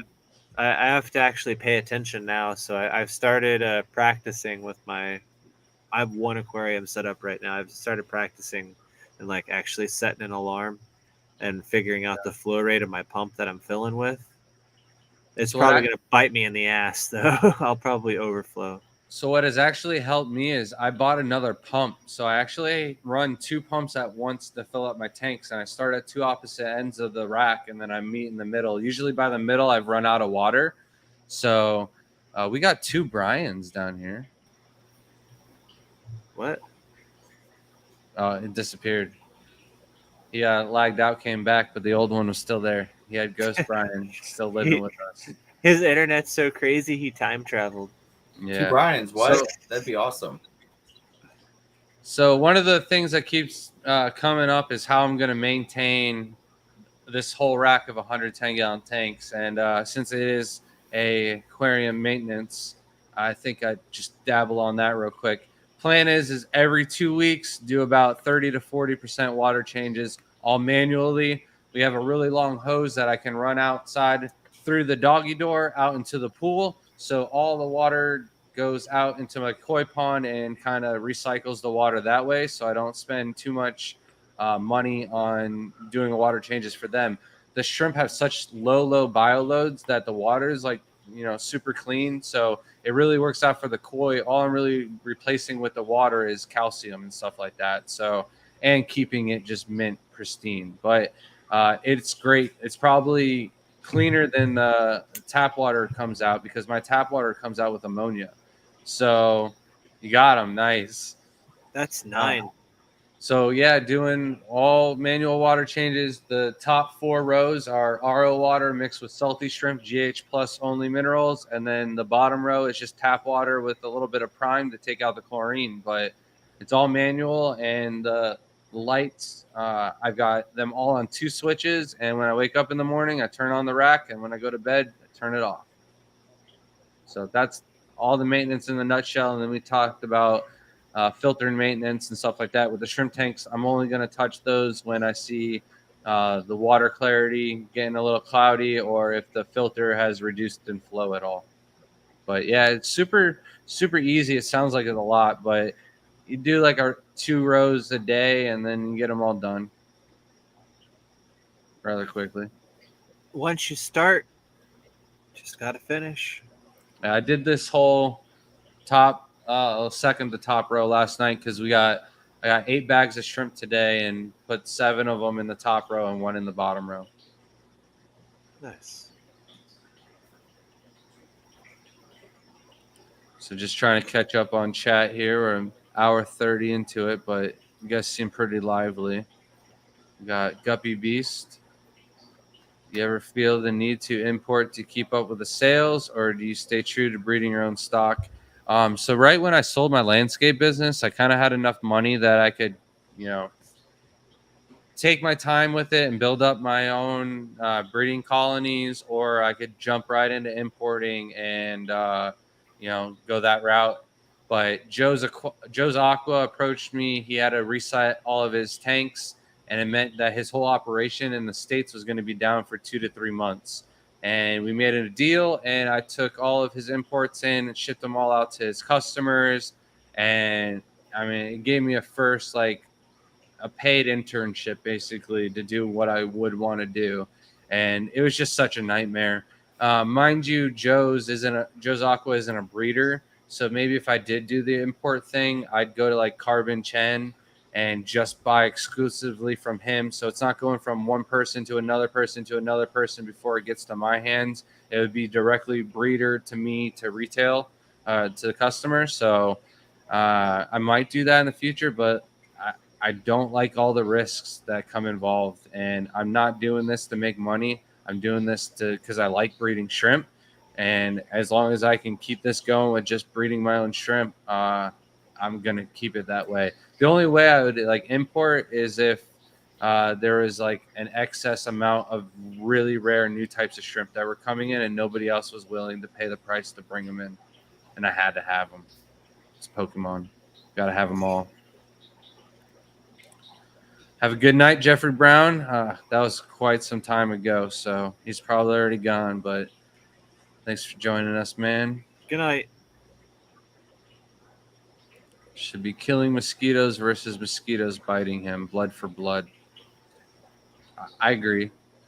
I also think there should be a side count with swings and misses. And if he swings 3 times and doesn't hit a mosquito, it counts as an out on him, or maybe he loses a point. We need to have a good game. And I also say somebody needs to sabotage and just rip the mosquito net and then place it back together so it looks like it's still there, so that they can fly in undetected. You're a jerk, man. All for the views. It's all malaria and Zika. It's all for the views. I should have sent you some stickers when I sent you your awards, but you will be getting some stickers. You have the $100 credit and you haven't used it yet. I thought you'd use it on some Zebra Galaxy Pintos. So whenever you're Zebra Galaxy Pintos, Zebra Ghost Bees. I'm so sorry. Dude, the names of these shrimps are freaking phenomenal. I mean, I guess I can't talk, man. Bucephalandra has some pretty crazy names, but still. The Boos is the coral wannabe of the freshwater world. Yeah, but your shrimp are close, man. Oh, I mean, yeah, they're on par, but at the same time, there's a bunch of fish that are the same way. Someone needs to. We need a really wacky ass name for a shrimp soon, something. So I really like Mark's idea with the ice cream. So I'm pretty sure the next 3 or 4 strains of shrimp that I have come out, I'm gonna try and hit him with some Ben and Jerry style names or something like that. You should. Of course, not copyrighted. I'm not gonna do. I can't even name one Ben and Jerry's flavor. There's like Nah. Just come up with your own. Come up. No, with I your know that's what I'm saying, but yeah, I always eat my homemade ice cream at our local ice cream store here, ice cream parlor. I've been getting down on mochi lately. That's like so expensive. I had to like chill out. So like our grocery stores has like the same quality mochi that our hibachi has, and since then like I really ate way too many mango mochi, and then like it's a hit or a miss on whether or not you get a good box. Sometimes the box is just like what the frostbite is hard, and I agree. I like some fresh ones, but maybe that's what it is. The hibachi gets them fresh, so they're always no frostbite, or they just throw the frostbite ones away because they're charging me double, and they can do that. Or they eat the frostbite ones because they don't care. Yeah. Red root floaters do great in my CRS tank. I have tried red root floaters in probably over 100 tanks inside the house, and they never do well. They did super well in my 48-gallon tank with the flower where the flower horn is right now. But one day I decided to do a water change, and when I unplugged the filter, all of the red root floaters got sucked up in the back and into the sump, and I forgot about them until I was like, "Where are all my red root floaters?" And I realized what happened, and they just perished because no light. But they did well outside in the grow bed. Very like kind of hungry plant. They do better in more dirty water. So, more nutrients in the water, the better they're gonna do. Yeah, and there's not a lot of nutrients in my water column for sure. But what about the flow? Is that like someone was saying like they don't like high flow? So should it be low flow, or does that not matter? I've a problem with them in any flow situation. Put them in high flow, low flow. They just grow. I grow them immersed, dude. I haven't grown immersed, like no water at all. That's how they were growing the best for me. Yeah. But the freeze took them out. They did not like the cold, man. And I'll everything send you almost some. made it, bro. And through the years, like some winters, everything will do all right. And like we just got that one freeze at the end of or the beginning of April, was it? End of May, beginning of April, we got that last freeze, and it was like everything was like, I can't do it. Another cold. I give up. And like half my Anubis died off, and I had some of the biggest Anubis that I've seen in person. I know Brian's seen the freaking almighty heaven of Anubis, but I haven't seen that in person. So Yeah. it was my little, half of it gone in one night because of the freeze. Been there. Yeah, the freeze sucks. Oh, well, I guess we're already talking about the red root floaters here. Maybe it's not enough nutrients if you're keeping them in shrimp tanks. I know you talked to me a lot about shrimp, so I assume that's where they're going. And then Yellowstone Aquatics. I need to get some red root floaters. Check out Chance. Hit them up on Facebook. Or you got the site up and running yet, man? No, because I don't want to release something half done. So I'm trying to finish. I'm trying to finish everything, make it nice. Takes a lot of work. It does. It's tedious.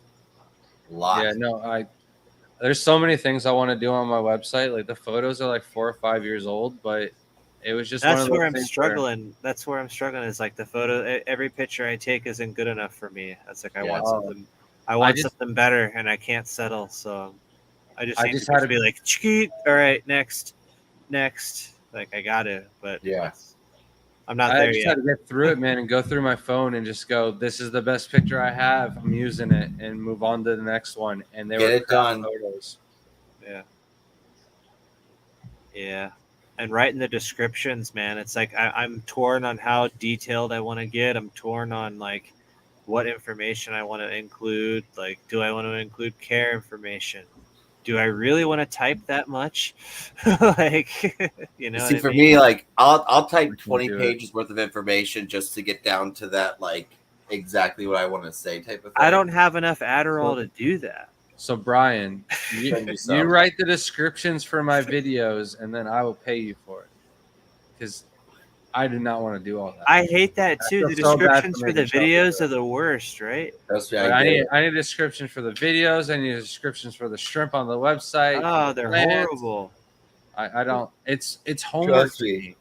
It really is. Like that's where it goes Because from a hobby you don't want to sound stupid being in a the business. description. When you're writing the description, you're like, I've written like full descriptions, like 2 paragraphs, and I'm like, no, this is dumb. Delete. and then I just write like a 3-word People will mince description. words. Plant is 6 inches long. Will be green. Thank you. Plant look good. Hope you Yeah. like. You know what I mean? But before it was like this huge detailed dissertation of Grew where in it was soil. found and stuff. All right. So he was saying the tank is taking forever to cycle with the ammonia with the ADA. Chance, have you used ADA recently? Dude, the new ADA is trash. New ADA is trash. I'm glad So someone Kevin brought really that up. opened up my eyes when he was talking about the whereabouts where they're getting it and stuff like that, and it makes a lot of sense. So it just sucks when Amano passed away that they started cutting corners. But I mean, I don't want to talk about the branding or whatever, but I will say that the new soil is trash. yeah, 100%. I know a lot of people having trouble with it in both the planet end of the world and in your end of the world. they're just like the Ferrari and Lamborghini of the industry, and then it's just one thing that was so golden for them too. But like all their other products are still doing all right. Their tanks and stuff like that, they're still like some of the nicest, crispest, cleanest looking tank setups that you can get. Yeah, yeah. And the soil will come back around. It's hopefully. I think it's going to be just batches. You're going to get like a bad Yeah. year and then a great year. And when you have that great year, stock up by way more than what you should even put in your garage. Well, they I think changed. that's what it's going to be, man. They changed a lot, apparently, and the pricing has changed too. Like their price went up for it, and they got rid of a lot of the discounted. I think that has to do with the import fees. It costs a lot more to ship Right. a container. So Right. But the other thing is it sucks if you lose a source. Like they were talking about losing an entire field, a rice field on the side of a volcano. It's just tapped out. Like you can't get the good stuff anymore. So yeah, I think that's an issue with terracotta. Isn't terracotta about to be all mined out? So they're using like fake clay now to subsidize, or you don't get true terracotta pots that are like 80% terracotta. I don't know. I think that's like the same thing. I don't know.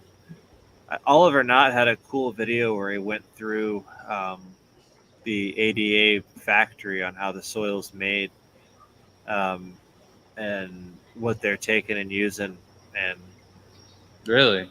yeah. So, I mean, watching that video, I've watched it now like 4 or 5 times because I've been seriously considering soil production for like the last like 5 years. Do you think you could do it with the natural materials found in Florida? I think I could use what I use to grow my plants to do it, honestly. Like the bog peat and stuff like that? My mix that I make with some other stuff added into it. So Yeah. so what we might need to try is getting some bog materials and then throwing it through the aquachar process and seeing if we can get some powder, roll the powder up into some balls and then running it. That's what do it. I've got a way. I've got a method. I've even got a little device I've already put together to pelletize some stuff up, but it's more so getting the consistency of the ball to where it's not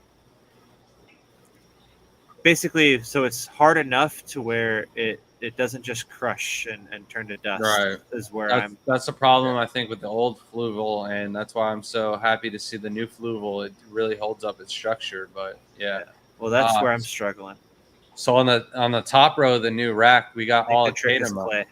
the bonsai soil, and I noticed when I got the box, it came from Florida, so I Nice. might have to take a trip to you, and then on the way home, stop by there and fill up the back of the truck with bonsai soil because it might be my cheapest option now. They're in Gulf Coast. That's from Gulf Coast, isn't it?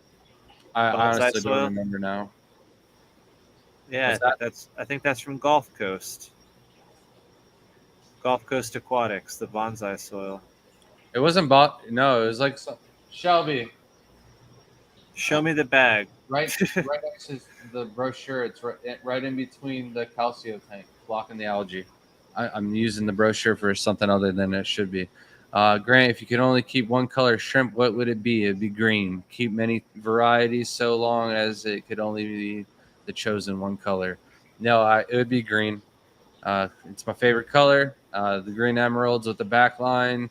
It's very rare to get those, but it's something I've been working on, and I'm actually getting some fancy, funky, like onyx style on the green, where it's kind of like red, yellow, green, kind of like Rasta colored shrimps, but only like 2 or 3 of them out of the thousands that I've been breeding. So they should be getting their own tank down here, and hopefully getting more of those in future generations. And this is for Chance and Brian. Using soil such as Brightwell, how soon would you expect or start adding root tabs after setting up? I've always used inert substrate before. This is the first experience with substrate soil. So I've never used Brightwell to grow plants, so I don't know what their soil's like. Honestly, I start my tanks with root tabs, and that's with ADA, old school ADA, or Landon or Tropica. I'll even go as far as doing a layer of remineralized topsoil at the bottom of the aqua soil of choice, and you it well, to really give it a kick of nutrients. But I plant really heavily, like I really stuff a lot of plants in there. So if you're really planting heavily, load it up, put the root tabs in now. Put them in before you start. It's never too early, as long as you've got enough plants. I do the same thing. I don't know what that is. So That's they cool. actually were recommended to me as being like the only ones that have this certain red line, B line Academa soil. So I ordered it from them. It wasn't a bad price, and it came as the right brand of substrate. Sometimes Let me see it. Oh, the substrate? Yeah. It's in the tanks. I'm sorry, man. Oh, I did film everything. Womp womp. It's on the broken phone, but before I send that phone in, I'm gonna take off all the video shots and everything like that. But it's in Wiggert's. Oh, it's Wiggert's Bonsai. It's in Fort Myers, North Fort Myers. That is across the state from me. Yeah, but if I make a trip down there, I might as well kill 2 birds with 1 stone. It's on my side of the state, so Yeah. I have to come back up. Yeah, you could come down and around, and I'd probably hit them on the way home, so I wasn't driving all the way to you with a truck full of bonsai soil. But makes sense. I'd probably ride with you and then take my truck home with a truckload of bonsai soil. I'm curious how long it'll last and how well it'll buffer and stuff like that. But if I don't have to pay for shipping fees and it's readily available, I'm hearing some things where some of the aqua soils and stuff like that are being really hard to bring in. So like I can only get so much of the Brightwell substrate. But yeah, we got Father Fish. Nice to have you with us this evening. But it was great to see you and Bill Shields doing a talk together. I was actually a little jealous. I was trying to ask Bill Shields if we could do something similar to that. And I always have issues, and Bill's always my go-to guy to get that taken care of. So see, we got Ghost Brian. Oh See, my I'm goodness. crazy. Brian, you time traveled again. Look at you. The Yeah. world would be so lucky for 2 Brians. Oh, Oh, get you're rid of it. awesome. Kill it with fire. I You know how Ricky, agree. how I would happy drop Ricky my would be with 2 Brians. Ricky would be bald. so crazy.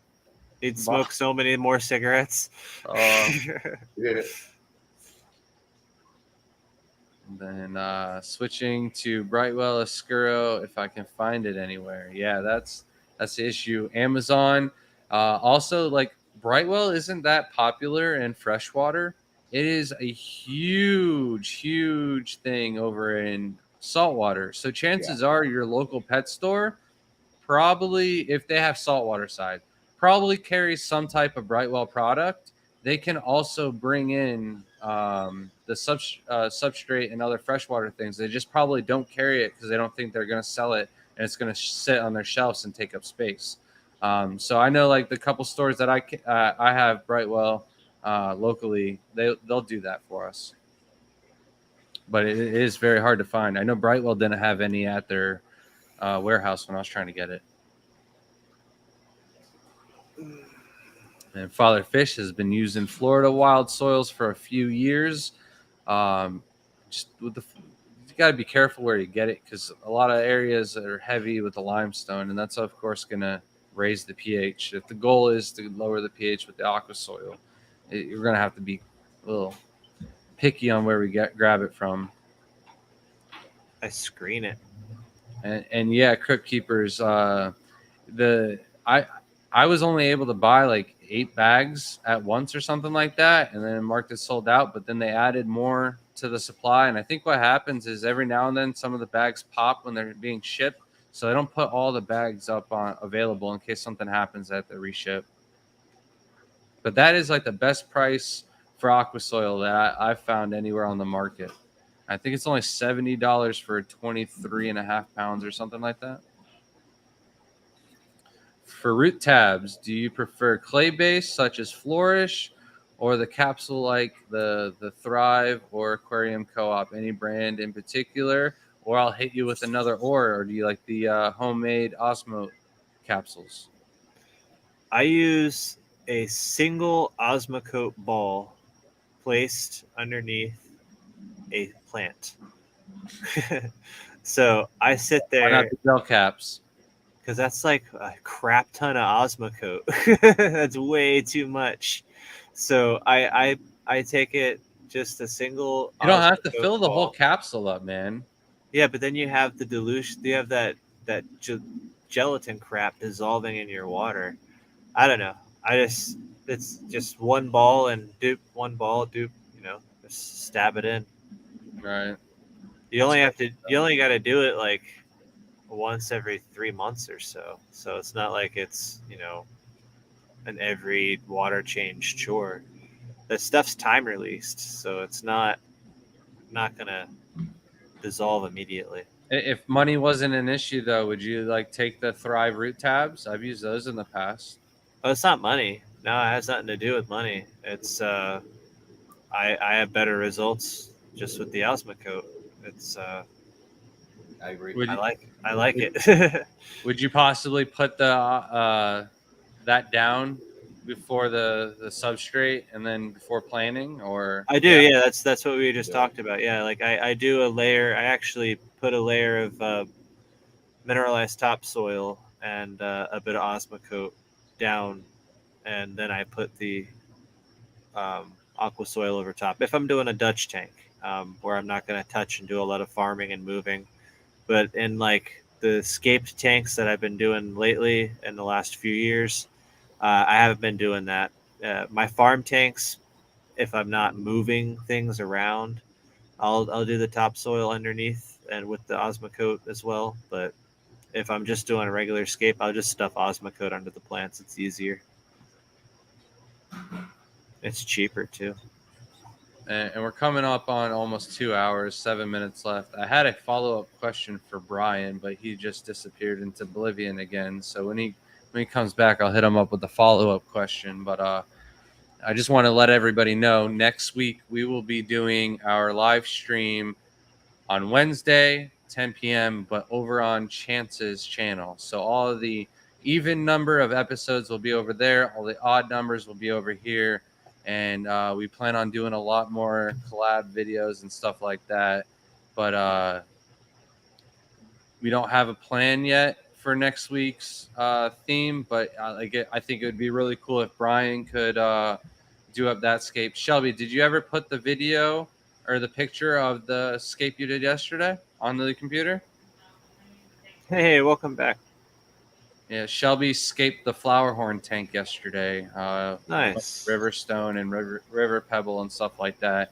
Didn't want to do too much in his tank because he's kind of beefy. He'll move anything around if he wants. He's already done some rescaping, but I really like it, and there's not much you can.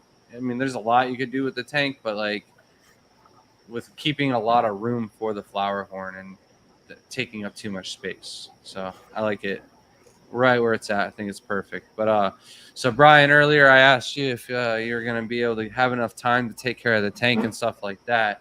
My question is now the follow up. Once you get it all set up and done, are you going to be able to take care of maintenance it, or you going to have enough time? Is it going to be set it? Yeah. Me? Are you going to set it up and try and keep it going for like a 1 month thing, or are you going to set it up and run it for a long?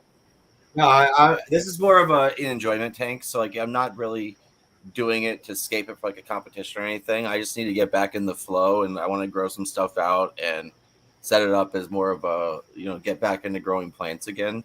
On a high tech, CO2 injected basis, Because it's been a little while since.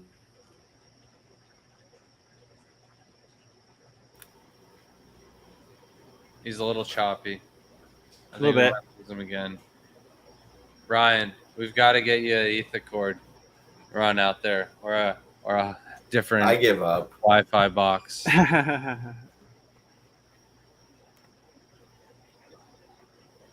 Especially if we're going to be doing this every week, though. Chance, do you have something out there? Because your connection's pretty good. No, I have a really good router.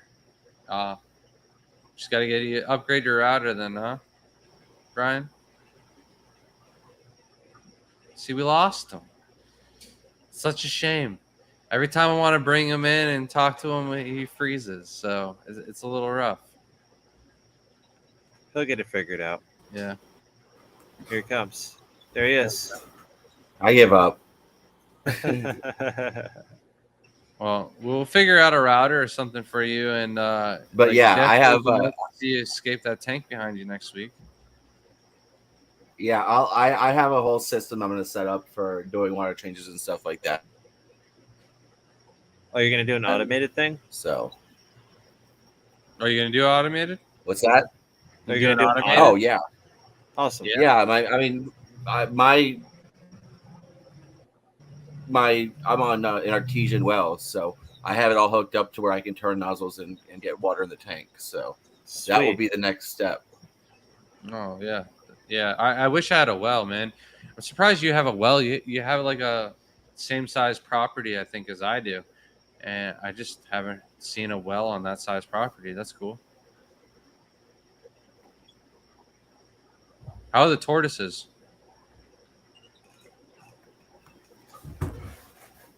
We lost him again. Oh, there he is. There he is. How's the tortoises, Brian?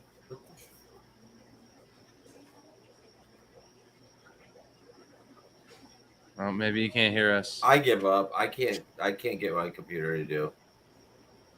Well, it's all right, man. We got 2 minutes left here, and I think it's been quite productive chat. We talked about quite a lot, cleaning and Chance. Anything we missed on aquarium maintenance? We didn't talk about trimming and stuff like that. Like trimming to keep the stem plants down and make more nodes grow out of one stem and stuff like that.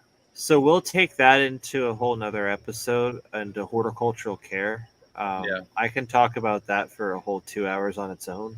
But I mean, it is you should, if you've got plants in your tank and they're stem plants, you should again have a vision in mind and keep them trimmed back to make that vision happen.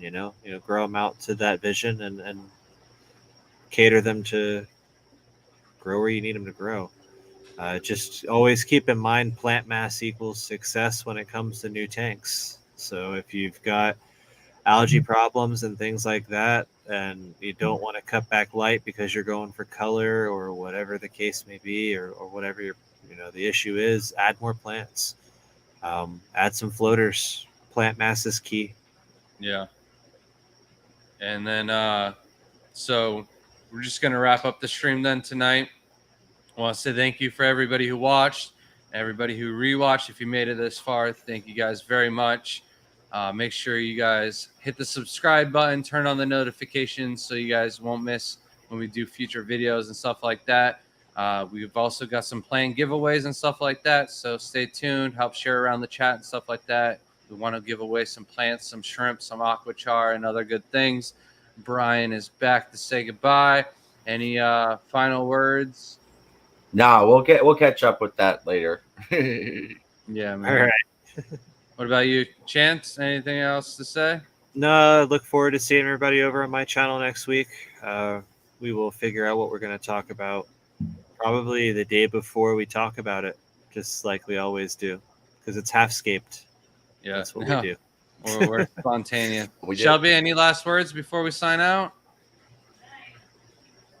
Oh, she just said good night. I'm not sure. Can you guys hear her? Were you able to hear her? I heard it. All right, so you guys can really hear everything she's been doing then the whole stream. All Yeah, right. you're not. Your farts aren't silent. Either. Yeah, That's shrimp, not me. he beat the mosquitoes.